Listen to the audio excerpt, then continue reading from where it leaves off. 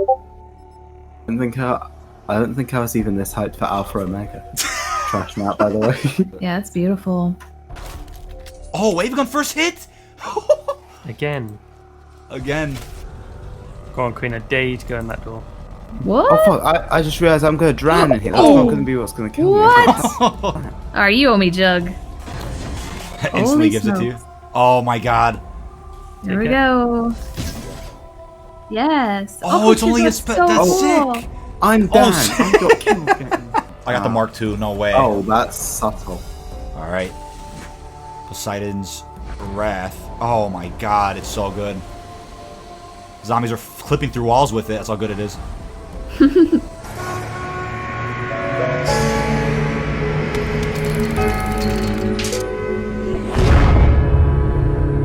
Ladies and gentlemen, I almost don't know where to start with this one. This is Leviathan Remastered, the long-awaited, beautiful Black Ops 3 Custom Zombies map that is now available in the Steam Workshop at the time of uploading this video. This map seriously takes the highlights of Black Ops 4 and merges that with the wonders of Black Ops 3 in ways that I can't even describe. I can only show you here in this gameplay. But also a huge shout out to Jaybird for giving me early access to Leviathan Remastered for a good day and a half or so. And don't worry though, the build that I played did not have the main Easter egg in it, but there was still quite a bit to explore and build in the version of Leviathan that I was fortunate enough to play. And there's just so much gameplay. I recorded a solid 2-hour match, and every minute there's something crazy happening. This is just a breathtaking experience. And I was also fortunate enough to go back to the World at War version of Leviathan just the other day. I did the main Easter egg and everything, and I'll eventually upload those clips in a future video. And that was a fun experience. You know, World at War is a tough game.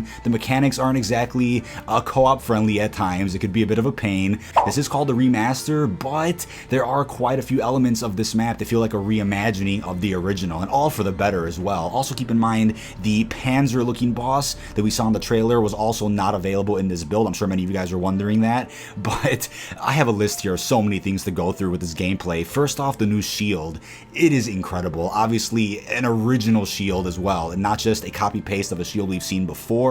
It does have 3 blasts along with it, and it kind of just shoots a bunch of compressed air. You have 3 shots with it. I'm not sure if it's meant to recharge or if that was a bug or not, but a max ammo, of course, does recharge the blast in it. Also, Carpenters, as we saw in Black Ops 4, do repair the shield on this map as well. Like I said, taking a lot of the highlights from Black Ops 4, there weren't very many, but taking a bunch of those and combining that with the beautiful game that is Black Ops 3. And the big one here, right? The new specialist, the Wrath of Poseidon. It is literally a new specialist on this map. When was the last time we saw a new specialist in an Ether map, right? I guess you could say with Black Ops 4, we did get, you know, technically new specialists for our Ether crew, but technically speaking, the only new specialists we did get in Black Ops 4 were the Chaos ones, but this is a completely original specialist for this map exclusively, and it is absolutely insane. You can't do charge shots with it, you kind of just spam it, but I wonder if there is an upgrade for it where you will be able to do some charge shots with it, similar to the stabs from Origins, but it is incredible. You can recharge it pretty quickly. It feels so smooth to use and wrecks through huge trains even on high rounds. I just cannot wait to show you all this gameplay on screen.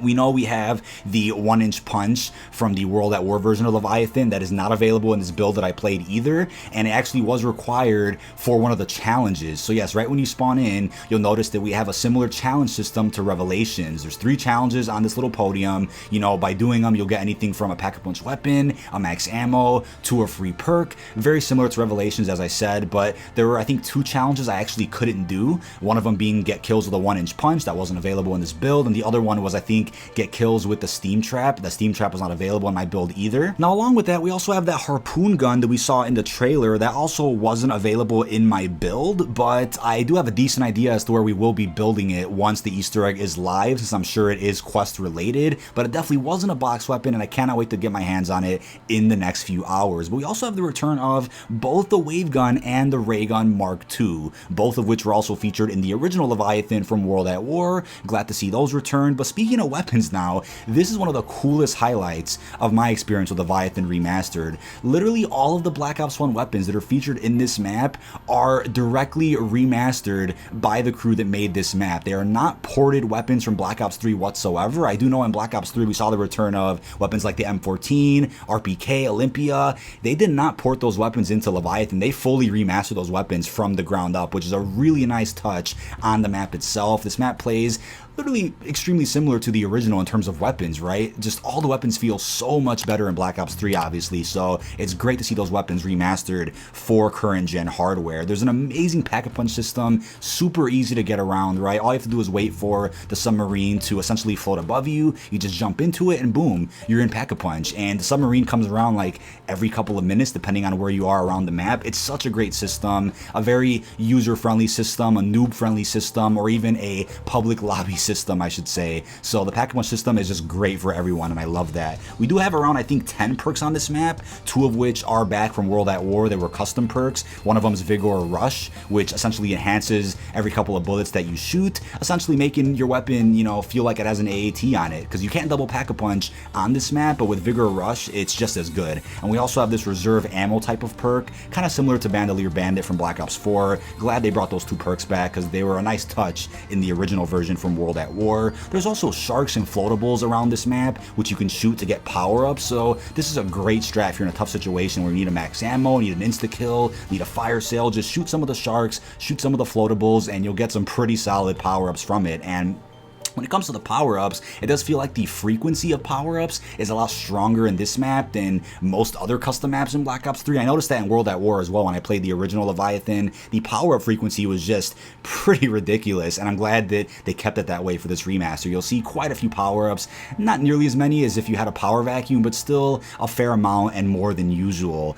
Now, besides that too, the map itself is really damn big, and I think it could be really difficult for new players to get a grasp at this map's layout, but if you played the original and are familiar with that map, at the very least, you'll be okay for this remaster. But it does take a number of games to get used to all the twists and turns, the different tunnels. This map is essentially like Moon, Ascension, and Atlantis all had a baby with one another, because you do have the excavation system for Moon, you have the biodome, you have the hacker system, and it's just a matter of, you know, learning the map layout to make sure you get around okay. But you got to be careful with the excavators, because you can really get blocked off and your gameplay could be ruined if you don't take care of those excavators when they do come down. But the hacker was of course a big part of the World at War Leviathan's main Easter egg, so I'm sure it'll also play a role in the newer Easter egg in this remaster. He did say over on Twitter, Jaybird that is, that the Easter egg will have nostalgic elements to the original, but there will be some changes made to the steps, which is very exciting. And you can tell that right away with the HUD we have in this game. You can see that there are many more items on this HUD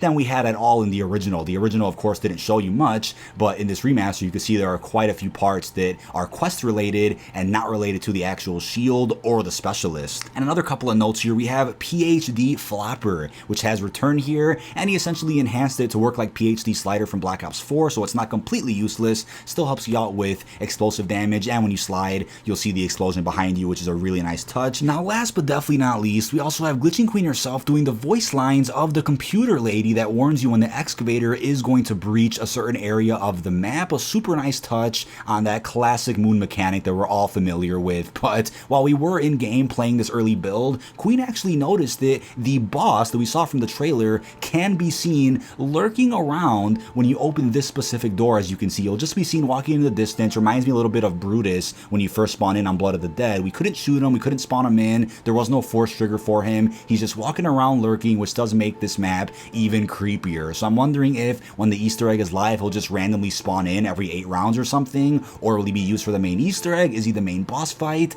We'll just have to wait and see. But overall, leave all your thoughts on this down below in the comment section. This has been DK Dynamite. Cannot wait to post more of Leviathan Remastered over the next few days. Once again, I'll be posting a main Easter egg guide once we do solve it, and I'll also be keeping you guys updated with anything else that is added to the Steam Workshop that is just as great as this. I know we have the main Easter egg for 47 Berkeley Lane that is coming soon as well. I cannot wait to cover that. Now, if you guys guys do want an ultimate guide to how to turn on power, how to pack a punch, where all the locations are for the shield parts and the specialist parts, my buddy Scorpiolo has come up with an ultimate guide for Leviathan Remastered already. I'll have it linked down below in the description. But thank you so much for watching, and stay tuned for another video tonight.